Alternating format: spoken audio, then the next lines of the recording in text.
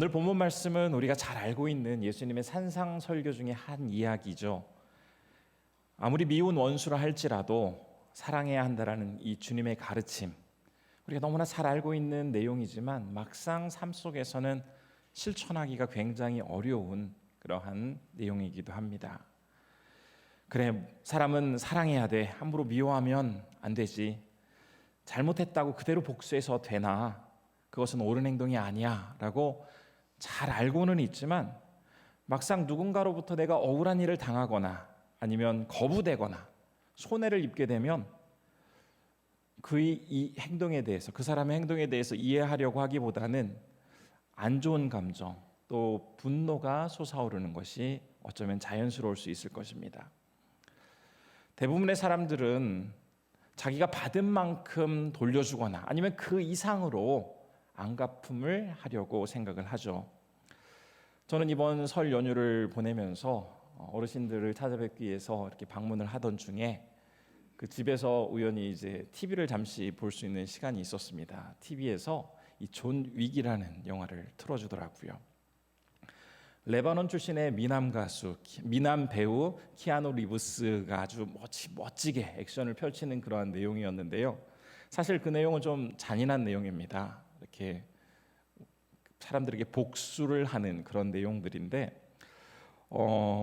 참 그 주인공의 액션만큼은 굉장히 화려했습니다. 저는 제가 본 것은 이 존 윅 4편이었는데 1편부터 3편을 보지 않은 상태에서 이 4편을 보다 보니까 앞에 무슨 내용이 있었는지 좀 궁금해서 내용을 좀 찾아봐 왔습니다. 그랬더니 이 주인공 존 윅이 사랑하는 사람을 만난 뒤에 킬러라는 자기의 그 어둠의 세계를 정리하고 이제 좀 새롭게 살아가려고 했지만 안타깝게도 이 사랑하는 사람이 이제 떠나게 되자, 잃게 되자 이 복수를 위해서 계속해서 이제 폭력의 길로 들어서게 된다라는 이야기입니다.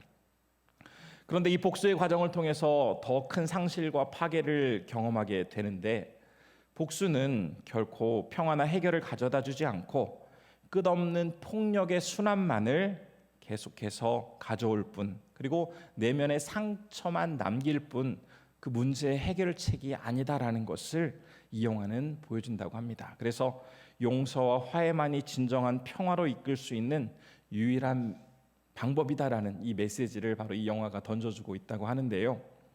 참 내용이 잔인합니다. 잔인함에도 불구하고 TV에서 방영할 정도면 또 그 수위가 어느 정도 그래도 허락이 되는 그런 정도의 수위인 것 같긴 한데, 많은 사람들은 이 주인공이 복수하는 장면을 보면서 사실 현실 세계에서 참 자신도 차별과 손해와 여러 가지 어려움을 당하지만 실제로는 그렇게 복수할 수 없지만 주인공이 대신 이렇게 복수하는 모습을 보면서 대리만족을 느끼기 때문에 이러한 영화를 만들고 또 본다고 하는데요. 사실 사람들의 마음속에서는 이 세상이 불완전하다라는 것을 다 인정을 하죠. 그래서 나와 이웃이 될 만한, 나와 친한 사람들이 이 세상에는 존재하기도 하지만 반대로 나와 싸우기도 하고 나를 싫어하기도 하고 나와 적대적인 관계 속에서 살아가는 사람들도 동일하게 존재한다라는 사실을 알고는 있습니다. 그러나 막상 내가 어떤 손해를 입게 됐을 때에 이 세상이 불완전하다라는 것을 인정하면서도 그 손해 당한 것이 너무나 분하고 어려워서 내가 이 상대방의 그 불의한 행동에 대해서 정의롭게 처벌을 하고 말 것이야라는 그런 정의감을 가지고 복수를 시작하게 됩니다. 하지만 이러한 복수는 절대로 사회를 공의롭게 만들 수 없죠. 오히려 더 큰 문제, 비참한 결과만을 초래할 뿐입니다. 그런데 예수님은 우리가 살면서 얼마든지 당할 수도 있는 이 억울함, 손해, 거부의 상황에 대해서 복수라는 일반적인 사람들이 생각할 수 있는 이런 복수의 방법이 아닌 상대방뿐만 아니라 자신까지도 온전히 변화되고 치유될 수 있는 완전히 새로운 길을 오늘 본문을 통해서 우리에게 제시해주고 계십니다. 오늘 본문 말씀 38절은 이렇게 시작하고 있는데요. 제가 한번 그 말씀 읽어보겠습니다. 또 눈은 눈으로 이는 이로 갚으라 하였다는 것을 너희가 들었으나. 예수님 시대의 사람들은 어떤 다른 사람들로부터 어떤 피해를 당하게 되었을 때 이 38절 동종상해법이라고 불리는 이 기준에 따라서 똑같이 갚아주려고 하였습니다.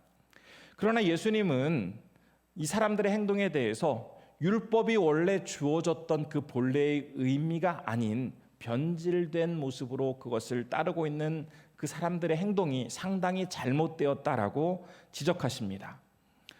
이 율법이 어떻게 주어졌죠? 광야에 있던 이스라엘 백성들에게 하나님은 자기가 당한 것을 똑같이 복수해라라는 그러한 의도로 이 율법을 주시지 않으셨죠. 공동체를 보호하기 위해서 이 동종상해법을 주셨습니다. 오늘날에야 정부가 있고 또 사법과 치안이 잘 갖추어져 있기에 사회는 큰 혼란을 겪지 않고 잘 살아가고 있습니다. 그러나 광야에 있던 이스라엘 백성들, 그들에게는 이러한 오늘날과 같은 사회 시스템이 갖추어져 있지 않았습니다. 그렇다 보니 이 개인 간의 문제가 자칫 가족 문제로 확대되고 나아가서는 지파 간의 분쟁으로 굉장히 큰 혼란을 초래할 수 있는 경우가 많았습니다. 그렇게 되다 보면 폭력이 난무하게 되고 전쟁이 일어나고, 그래서 결국 그 민족 간의 비참한 일들이 벌어질 수 있었던 것입니다. 그랬기 때문에 이런 개인의 문제가 가정의 문제, 나아가 사회의 문제로 변화되지 않도록 하기 위해서 이 동종상해법을 마련하여서 공정한 판결을 통해서 공동체를 유지하도록 하기 위해서 하나님은 이 법을 주셨습니다. 하지만 시간이 지나면서 공동체를 유지하기 위한 이 목적은 사라진 채 사람들은 상대방에게 똑같이 복수하기 위한 근거로서, 명분으로서 이 법을 이용하기 시작하였습니다. 하나님이 주신 율법을 자신의 분풀이나 복수의 수단으로 사용하고 있었던 유대인들을 향해서 예수님은 그렇게 해서는 안 된다라고 말씀을 하시면서 그 대신 너희가 행할 길은 바로 이것이다 라고 하면서 새로운 방법을 제시해주고 있습니다. 예수님이 말씀하신 그 행동 방법, 그 네 가지가 이제 이어지는 39절부터 42절에 나와 있는데요. 예수님은 이 말씀 속에서 크게 네 가지를 이야기해 주셨습니다. 첫 번째로는 누구든지 오른뺨을 때리면 반대쪽 뺨, 왼뺨도 돌려대라 라고 하셨고요. 둘째로는 누가 고소하여서 윗옷을 빼앗으라고 하면, 겉옷을 빼앗으라고 하면 그 사람에게 속옷을 빼앗으라고 하면 겉옷까지도 내어주라 라고 말씀을 하십니다. 또 다른 한 가지는 또 상대가 억지로 오리를 가게 하면 그 사람과 함께 심리를 가라라고 말씀을 하시고, 또 마지막으로 무엇을 빌리려고 하는 사람이 있으면 그것을 거절하지 말고 다 내어주고 또 준 것에 대해서 어떤 보상이나 기대를 하지 말라라는 말씀을 해주셨습니다. 예수님이 말씀하신 이 네 가지는 어떤 공동체를 세우기 위한 그러한 법적인 조치가 아니죠. 아주 개인과 개인 사이에서 벌어질 수 있는 그러한 여러 가지 상황 중에서 단적인 네 가지를 이야기하시면서 너희들이 개인 간의 문제가 생겼을 때 바로 이러한 방법으로, 이러한 자세로 문제를 해결해 나아가야 한다라고 전해주시는 말씀이었습니다.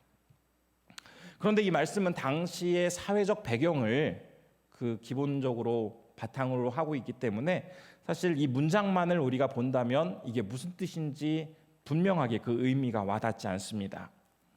첫 번째로 말씀하신 이 상대방이 오른뺨을 때렸을 때 반대편 뺨도 돌려대라는 이 말씀, 이것은 절대로 주님께서 폭력을 허용한다라는 그런 말씀이 아닙니다.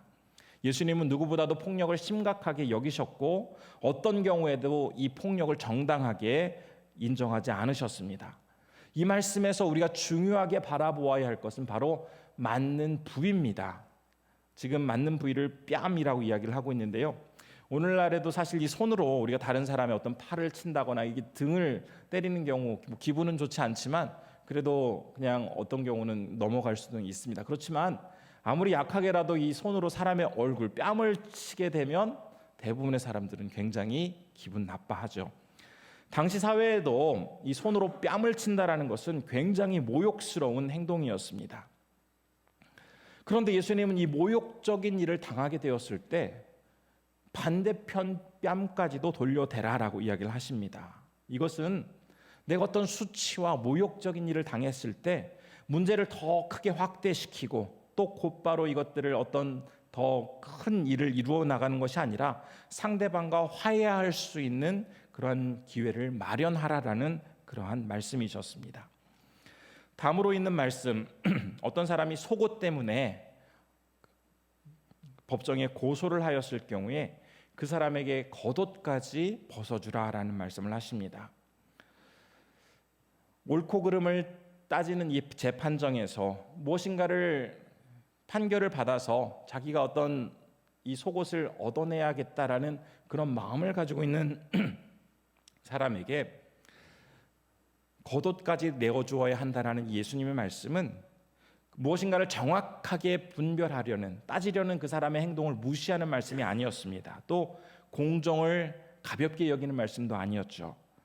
상대방은 인간 사회에서 가장 공정하고 바른 판결을 내릴 수 있는 곳이다라고 생각한 그 법정에서 어떤 해결 방법을 찾으려고 하지만 주님의 말씀은 이 법정의 판결 이상의 아주 중요한 위치를 차지하고 있다는 것을 이 말씀을 통해서 전해줍니다.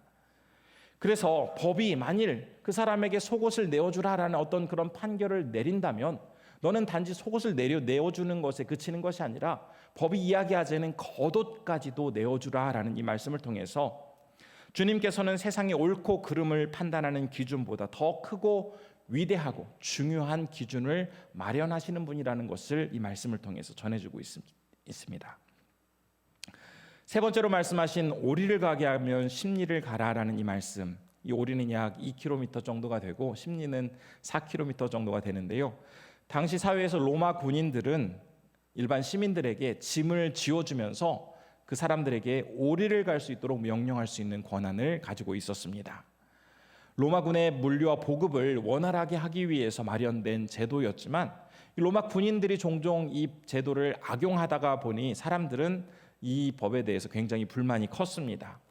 그런데 예수님은 누가 너에게 짐을 지어주면서 오리 약 2km를 가게 하면 너는 사람들은 귀찮아하면서 싫어하겠지만 너는 그 2배가 되는 십리를 함께 가져오라 라는 말씀을 하십니다. 이 말씀 속에서도 역시 우리 주님은 세상이 요구하는 기준보다도 더 높은 기준을 너는 행해야 한다라고 이야기하고 계십니다.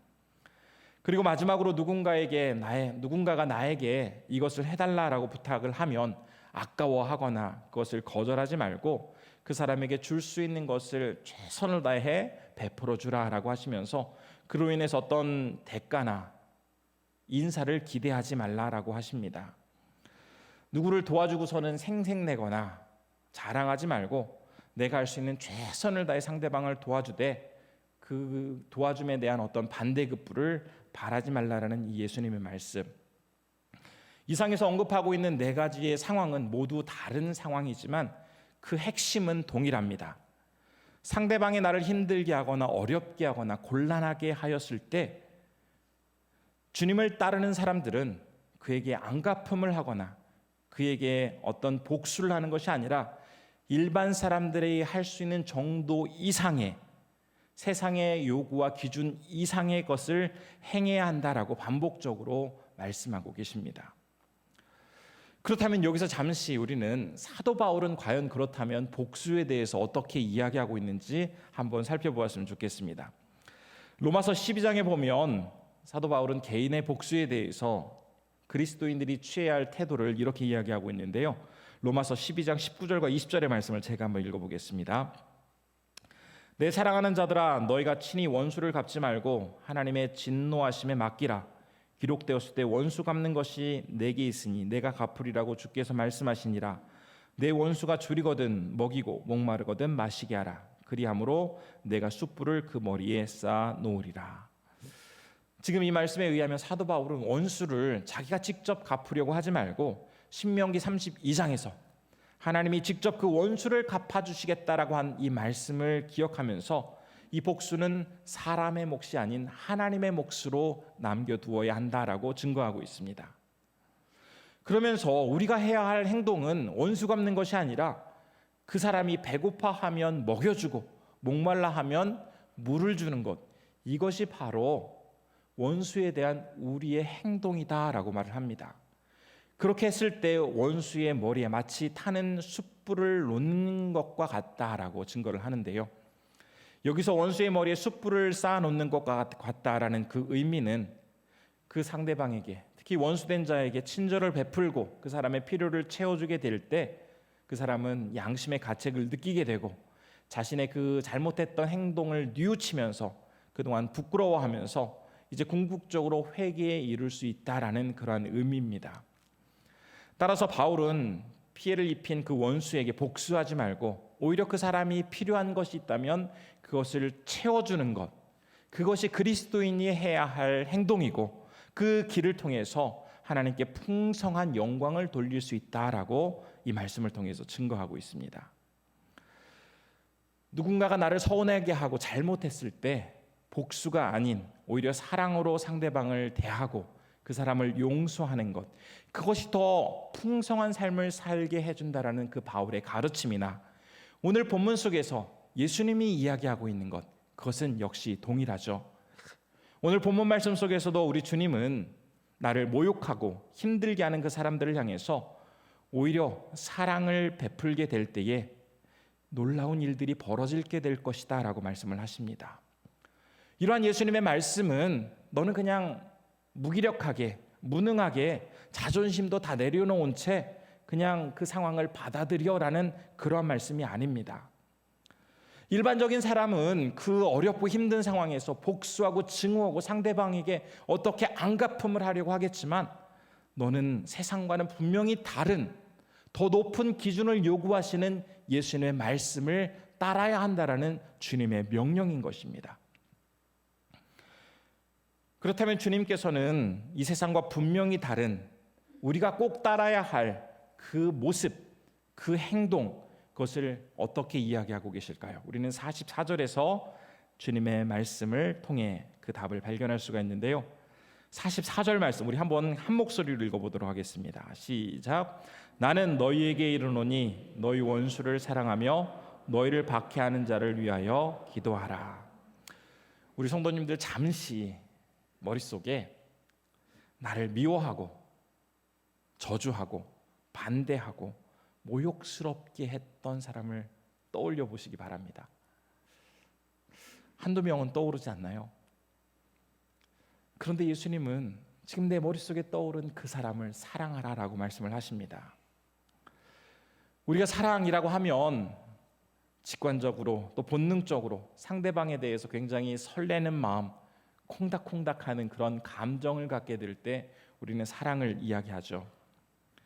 물론 상대방에 대해서 좋은 감정이 생겨서 사랑을 시작하게 되는 경우도 있지만 때로는 내 마음을 힘들게 하고 무너지게 하고 너무나 고통스럽게 하지만 그 사람을 놓지 못하고 포기하지 못하고 계속해서 용서하고 받아들이면서 사랑을 실천하게 되는 경우도 있습니다. 아마 사춘기에 극렬하게 반항하는 그러한 청소년들을 키우고 계시는 부모님들이라고 한다면 이 자식들에 대한 감정이 바로 이러한 사랑의 경우와 굉장히 유사하지 않을까라는 생각을 해봅니다. 그런데 예수님께서 지금 44절에서 사랑을 실천해야 된다라고 말씀하시는 것은 우리 마음속에 자연스럽게 생기는 상대방에 대한 좋은 감정, 이런 의미가 아니라 도저히 이해가 안 되고 용서가 안 되고 받아들일 수 없고 너무나 속상하고 힘들지만 그럼에도 불구하고 그 사람을 받아들임으로써 실천하게 되어지는 사랑을 행하라고 우리에게 증거하고 계십니다. 그런데 만일 우리가 예수님과 같이 훌륭한 인품을 가지고 있다면 얼마든지 그렇게 실천을 하겠지만 우리는 주님과 같은 그런 위인이 아니기에 이런 사실을 알고도 실천할 수 없는 것이 우리의 현실입니다.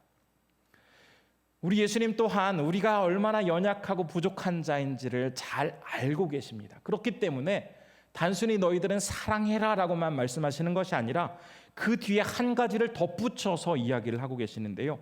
바로 기도를 통해서 그 사랑을 이루어가라라고 말씀하고 계십니다.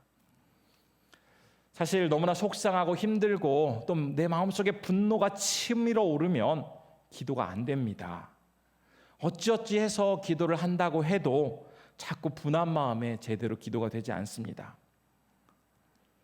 기도를 하는 가운데도 오히려 원망과 불만이 더 커지는 경우도 많은데요.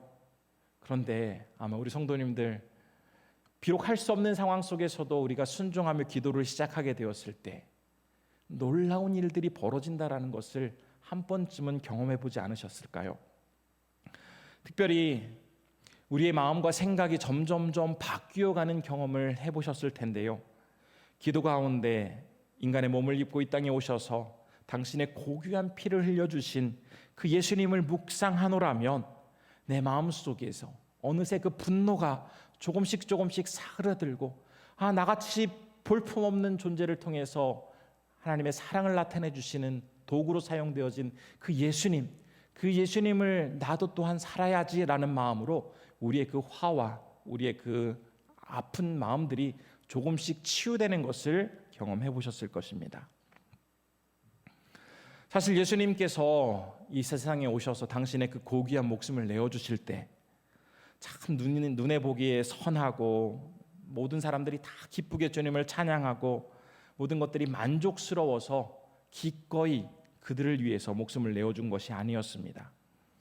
여전히 사람들은 자기가 하는 행동을 알지 못한 채 불의하고 시기하고 질투하고 죄악이 이 땅에 만연하였지만 이 더럽고 추악한 세상을 위해서 예수님은 아낌없이 당신의 목숨까지도 내어주셨습니다.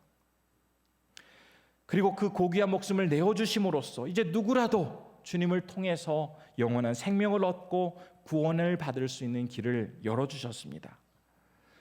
이러한 예수님의 놀라운 사랑과 은혜를 묵상하고 또 그 안에 다시 한번 내 자신을 비추어 보다 보면 전에는 받아들일 수 없었던 그 사람, 나를 너무나 힘들게 했던 그 사람, 용서가 되지 않았던 그 사람에 대한 그 미운 감정들이 조금씩 사라지게 됩니다. 이러한 분노와 미움, 사실 예수님께서도 분노하셨고 또 여러 가지 인간이 느끼는 감정들을 많이 느끼셨습니다. 그런데 예수님께서는 그 분노와 미움을 그대로 표출하지 않으시고 기도를 통해서 그 감정들을 잘 승화시켜 나아가셨죠. 특별히 십자가 위에 달리셨을 때 사람들은 자기가 하는 말이 무슨 말인지도 모른 채 고통스럽게 달려 계신 예수님을 향해서 온갖 조롱을 쏟아내면서 예수님께 모욕스러운 행동과 말을 늘어놓았습니다. 그때 예수님은 어떻게 하셨죠? 하나님께 간절히 구하면서 저 불쌍한 자들을 주님 용서하여 주십시오. 자기가 하는 행동을 알지 못하고 있습니다 라고 하면서 그들을 위해서 간절히 기도하셨습니다. 이처럼 우리는 원수된 자, 나를 힘들게 하는 자를 사랑할 힘을 가지고 있지 않지만 기도를 하게 될 때 하나님은 우리 마음속에 그 사람에 대한 긍휼함을 갖게 하시고 그 사람을 용납하게 하시고 그 사람을 용서할 수 있는 힘을 갖도록 허락해 주시는 것입니다.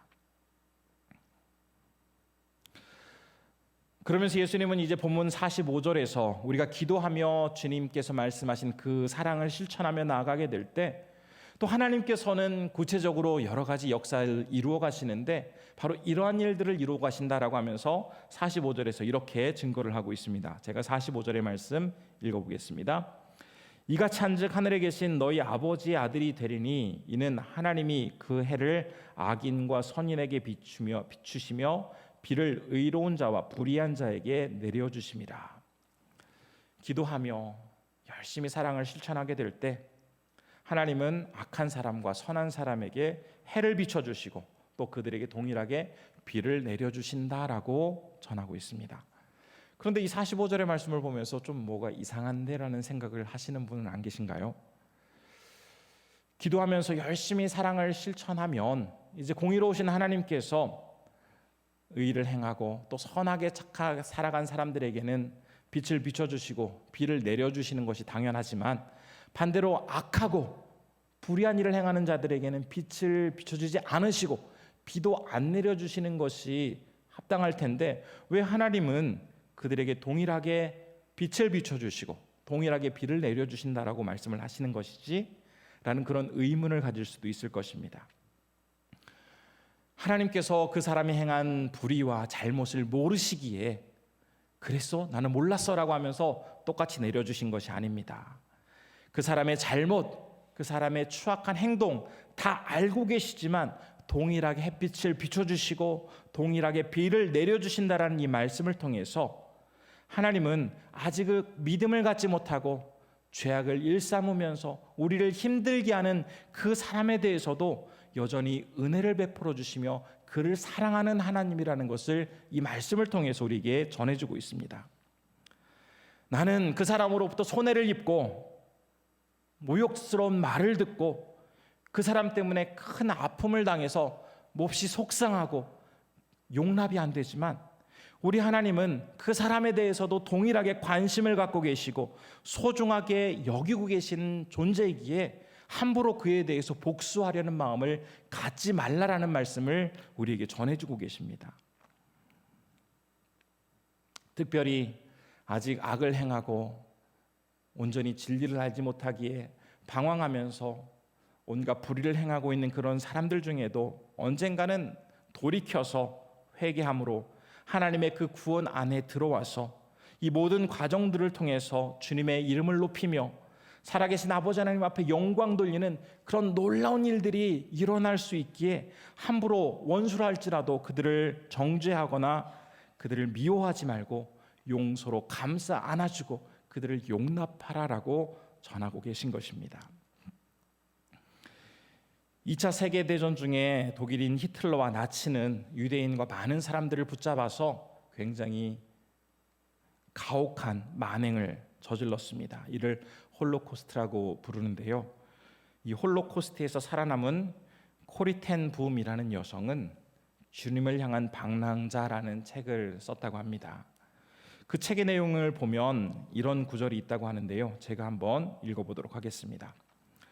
우리가 우리의 죄를 자백할 때 하나님은 그것을 가장 깊은 바다로 던져버려서 영원히 없어지게 하십니다. 그리고 중약이고요. 그러고는 하나님께서 거기에 낚시 금지라는 표지판을 세우신다고 나는 믿습니다. 이게 무슨 의미입니까? 나는 히틀러와 나치에 의해서 온갖 모욕과 또 가혹한 핍박을 당하면서 도저히 그들의 그 극악무도한 행동에 대해서 용서가 안 되지만 하나님께서 그 사람을 용서하신다면 그 용서는 완전한 용서가 되기에 나는 더 이상 그들에 대해서 원망하는 마음을 갖지 않고 더 이상 미움에 사로잡혀서 분노로 살아가지 않고 오히려 주님이 주시는 진정한 용서와 하나님의 은혜 안에서 다시 한번 회복될 수 있었다라는 그의 고백인 것입니다. 이뿐만이 아닙니다. 또 다른 이야기가 있습니다. 초대교회 시대의 로마 제국은 기독교인들을 굉장히 핍박을 했죠. 우리가 감히 상상조차 할 수 없는 고통스러운 일들을 기독교인들에게 행하였습니다. 하지만 시간이 지났을 때 어떤 일들이 벌어지죠? 그 로마 제국은 기독교를 공인하고 또 국교로까지 받아들이게 됩니다. 시간이 지났을 때 저절로 이런 일들이 일어난 것일까요? 이렇게 될 수밖에 없었던 이유는 초대교회 많은 성도들이 예수님께서 가르쳐 주신 그 사랑을 몸소 실천하면서 그들에게 핍박하고 그들에게 온갖 조롱과 모욕스러운 일을 행하는 자들까지도 사랑하며 주님의 말씀을 순종하며 나아갔기에 결국 로마 제국의 황제까지도 이 기독교가 참 진리라는 것을 알게 되었고 그것을 받아들여서 마침내 국교로까지 인정하게 된 것입니다. 이러한 원리는 오늘날의 사회에도 동일하게 적용해 볼 수가 있습니다. 세상의 변화와 이 혼탁한 여러 가지 문화 속에서 교회가 돋보일 수 있는 그런 방법은 무엇일까요? 화려한 외관 아니면은 아주 고가의 장비 그 안에서 벌어지고 있는 여러 가지 행사들 이러한 것들로 교회가 과연 돋보일 수 있을까요? 주님께서 말씀하신 그 사랑을 진정 실천하면서 나에게 손해가 된다 할지라도 나에게 어려움이 찾아온다 할지라도 주님께서 말씀하셨기에 그것을 받들고 나아가는 모습을 통해서 우리 성도들과 교회는 세상과 분명히 다른 모습을 나타내 보일 수가 있습니다. 심지어는 악을 행하는 사람들을 향해서도 기꺼이 자기의 목숨까지도 내어주었던 그 초대교회 성도들의 모습을 바라보면서 오늘날에도 나를 향해 공격해오는 그 수많은 원수들의 그 핍박과 어려움에 대해서 우리가 다시 한번 하나님의 말씀을 듣고 순종하며 나아가도록 해야 합니다.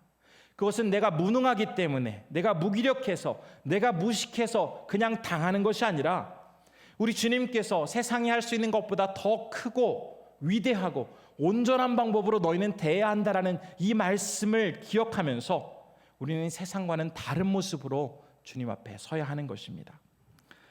이제 말씀을 정리하겠습니다.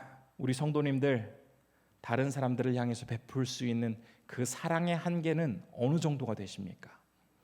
특별히 나를 힘들게 하고 나를 어렵게 하는 그 사람에 대한 그 사랑의 한계는 과연 어느 정도이십니까?